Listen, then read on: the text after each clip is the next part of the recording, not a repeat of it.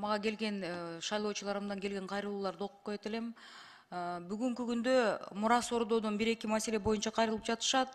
Ошо биринчиси бул тазалык ишканасын иштеген боюнча мусорлорубуз эми жумалап алынбайт деп кайрылып атышат. Ошо 1-Май районундагы акимине кайрылат элем, мэрибизге кайрылат элем. Ошо көзөмөлгө алып коюңуздарчы.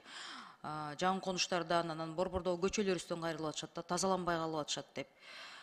Экинчиси ошол мурас ордодогу элдерибиздин кайрылуусунда биздин балдарыбыз дейт, эми кыргыз класстарыбыз бар дейт, бирок кошумча орус класстарды ачканга да суранып жатышат да.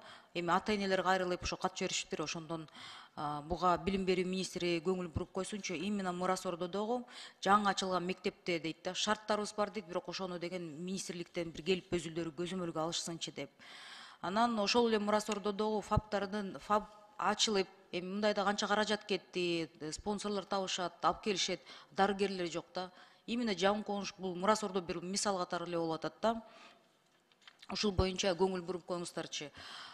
Экинчи дагы эми бул мурас ордо эмес, жалпы бизде бүгүнкү күндө Кыргызстанда садиктер, бала бакчалар жетишпейт деп көп айтышат да. Бирок ошол эле учурда ушунчалык лицензия алуусу оор болгону аз келгенсип, кичинекей үйлөрдү ачып атышат азыр, жеке менчиктеги садиктерди. Анан ошолордун баасы түшүрүлсүн деп кайрылуулар болгон. Парламент жактан бүт салыктардан парламент бошотуп берген аларды. Ошондо баалар түшөт деп, анан жаңы садиктер көбүрөөк ачылат, мамлекет жактан жардам берилбесе дагы, ошо жеке ишкерлердин алгы келет десек, бүгүнкү күндө бытовой, не бытовойдо садикке, жашаган үйдөн садикке өткөрүү үчүн электр энергиясын эми коммерциялык түрдө төлөтүрүш үчүн эми билесиздер, госархитектура ошондой талаптар бар да. Ал жерден деген төлөмдөрү эле 50 000 сом экен. Алмаз Акунжанович, мамлекет же өздөрү колунан келбейт, азыр каражат жок, тем более деп арызданып жатасыңар да. Анан жеке менчиктеги адамдарга жардам бергендин ордуна, ушу макул биз ача албай атабыз, силерге ачып берели, көбүрөөк шарт түзүп берели десек, эми элестеткиле, бир эле документтерге перепрофилирование 50 000 сом, 50 000 сом. Анан кантип жардам берилет? Мындай болуп атат да, Баткендеги бүгүнкү күндө жеке ишкерлердин мындай аялдарга да жардам болот эле деп алар да кайрылып жатышат да. Ушул лицензия жагын жеңилдетип бериле. Мен буну премьер-министрге Акылбек Усенбековичке айткам. Акылбек Усенбекович эми ушундай маселеге көңүл бурса жакшы болмок да. А то биз көрүп атабыз, мындай жеке ишкерлер менен агелек болуп атат. Мен ойлойм, мамлекет чечилбеген маселелерди ушул жагынан жардам берсе жакшы болмок деп. Рахмат. Алмаз Акунжанович, ушул экинчи чакырылыш бою парламентте канча депутаттар көтөрүп барасында, мен да көтөргөн, жетим балдарга үй салабыз депчи. Улам эле эртең бир күн дейт, УКМКнын кызматкерлерине салып атабыз, таможенниктерге салып атабыз, ички иштер министрлигинин өкүлдөрүнө салып атабыз. А жетим балдарды ким ойлойт?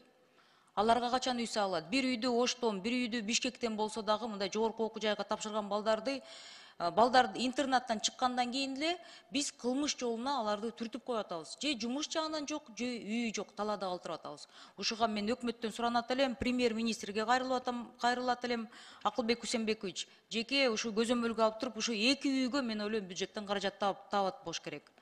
Биринчи бул, экинчи, бир келгенден бери эле Панфилова 15-те жайгашкан үйдүн менчик ээсин мындай аныкталбай жатабыз да. Бул үйдө деген социалдык фонддун кызматкерлери 20-30 жылдан бери жашап келе жатышат. Бирок деген өкмөткө кат жөнөтсөм, министрликке, кабинет министрликке жөнөтсөм деген мына канча 3-4 айдан бери деген биз мындай отписка болуп атабыз да. Ким ээсин таба албай жатабыз. Ошондо деген социалдык фонд мен билбейм дейт, мэрия билбейм дейт. Анан ушу комиссия түзүп бериле деп кат жазсам, мына 1 айдан бери жыйынтыгы жок. Ушуну көзөмөлгө алыңыздарчы деп суранам, Алмаз Акунжанович. Дагы бир ирет суранып атам да. Андан тышкары жаңы конуштардан 1-Май районунан мага аялдар, жалгыз боо энелер кайрылып атышат да. Бүгүнкү күндө эми мүмкүнчүлүгү чектелген ДЦП оорусу менен ооруган балдарыбыздын саны абдан көбөйүп келе жатат.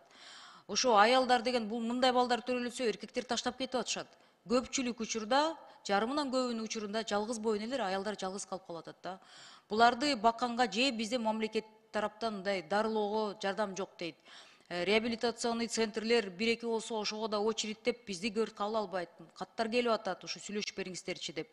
Анан ошол энелер менен жаңы жылдын астында деген кайрылуулар болуп калды. Эми кат аркылуу, телефон аркылуу да сүйлөшүп калганда деген, кат аркылуу эми жазылышып атканда, алардын суранычы пренатальный центр, скрининг деп коет. Пренатальный скринингти, пренатальный центрлер көбөйтүп, алдын ала бул ооруларды профилактика менен иштебесек, мамлекетте эми инвалидизация болуп баратат да. Бул абдан мындай коркунучтуу нерсе. Саламаттык сактоо министрлиги мен билем иштеп жатышат. Бирок пренатальный скринингке деген биздин кабинет министринин жетекчиси премьер-министр көңүл бурбаса, бул деген келечек муундар, бул Кыргызстандын келечеги. Бир эле Мурас Ордодо мисалы 100 ДЦП менен ооруган балдарыбыз бар экен. Бир кичинекей жаңы конушта. Элестеттиңиз, мамлекет боюнча 1000 деген балдар төрөлүп атат. Эртеңки күндө же бизде саламаттык сактоо жактан деген алдын ала албасак, кийин таптакыр эле жалаң эле майыптардын немеси болуп калат да.